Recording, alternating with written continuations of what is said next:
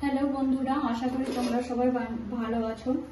আজ বানাচ্ছি লাল শাক আলু পোস্ত। সেজন্য আমি নিয়ে নিয়েছি এখানে লাল শাক। এগুলো আমার বাগান থেকে তোলা, তাই এত ফ্রেশ আর তাজা। তোমরা বাজার থেকে এক হাতে লাল শাক কিনে নেবে, আর এরকম একটা ছোট্ট সাইজের আলু লাগবে। এখানে আমি লাল শাকগুলো কুচিয়ে নিয়েছি, আর বড় বড় যে ডাঁটাগুলো ছিল এই ডাঁটাগুলো একটু লম্বা লম্বা রেখেছি। শেষের দিকে ডাঁটা তো একটু শক্ত থাকে, সেই জন্য এগুলো ছোট ছোট দানা মুখে চিবোতে অসুবিধা হয়, বড় করে কেটে নিয়েছি। আলুটাও কুচিয়ে নিয়েছি, আর পোস্ত নিয়েছি, আর নিয়েছি তিলের সাথে পোস্ত মিশিয়ে করলে বেশ ভালো লাগে। আর লাগছে একটা আস্ত পেঁয়াজ। এবার আমি গ্যাসের উপর কড়াটা বসিয়ে দেবো। গ্যাসটা অন করে আমি কড়াটা বসিয়ে দিলাম। দিয়ে নেব তেল, সর্ষের তেল।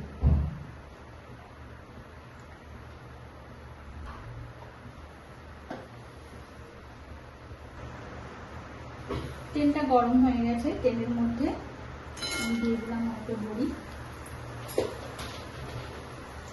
বড়িটা ভেজে নেব। বড়িটা কিন্তু আমি শাকের মধ্যে দেবো না, এটা সাজানোর জন্য নিচ্ছি। তোমরা চাইলে শাকের মধ্যেও দিতে পারো, কিন্তু আমাদের আবার ওই বড়ির ফ্লেভারটা থাকে। লাল শাকের ফ্লেভারটাই তরকারির মধ্যে থাকলে ভালো লাগে। বড়িটা আমার লাল লাল হয়ে গেছে, দেখো। এবার আমি তুলে নেব।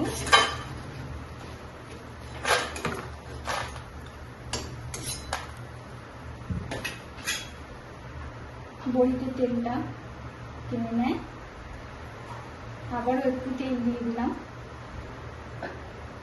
তার মধ্যে দিলাম শুকনো লঙ্কা ফোড়ন।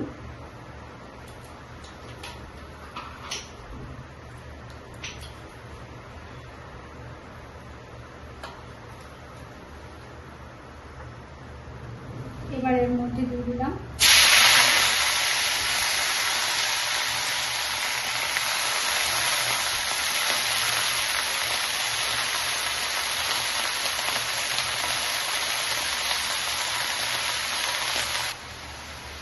দিচ্ছি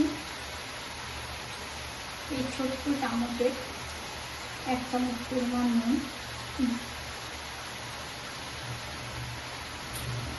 যদি আরো লাগে টেস্ট করে পরে দেবো। আর দিচ্ছি 1/2 চামচ লঙ্কা। তোমরা যদি ঝালটা বেশি খেতে পছন্দ করো তাহলে আরো একটু লঙ্কা দিতে পারো, কিন্তু আমরা ঝাল কম খাই, সেই কারণে ঝালটা কম দিই। এবার নেড়ে চেড়ে এটা ঢাকা দিয়ে রাখতে হবে।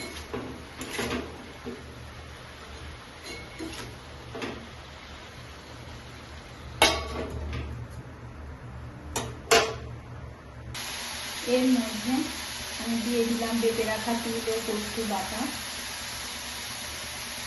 আর পেঁয়াজ বাটা।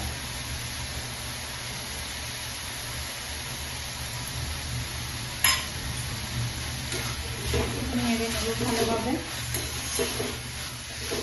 মিশিয়ে নেব শাকের সাথে।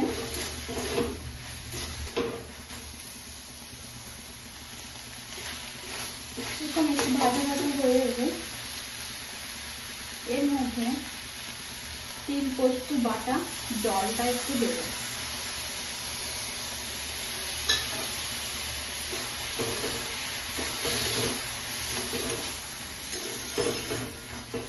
আবারও ভালো করে নেড়ে চেড়ে কিছুক্ষণের জন্য ঢাকা দিয়ে নেব।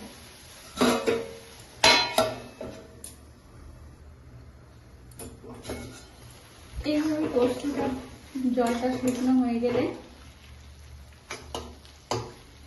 আরো একটু জলটা শুকনো হবে, তোমরা এইভাবে এটা বানিয়ে দেখো। বানিয়ে দেখে খেয়ে আমাকে জানিও কেমন হলো।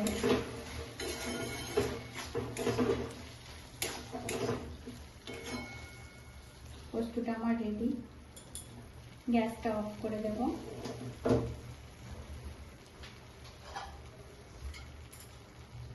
এবার পোস্তটা এর মধ্যে তুলে নেব।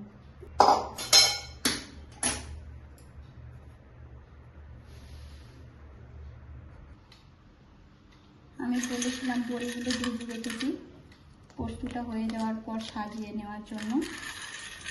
দেখুন এভাবে সাইডে সাইডে দিয়ে নিচ্ছি।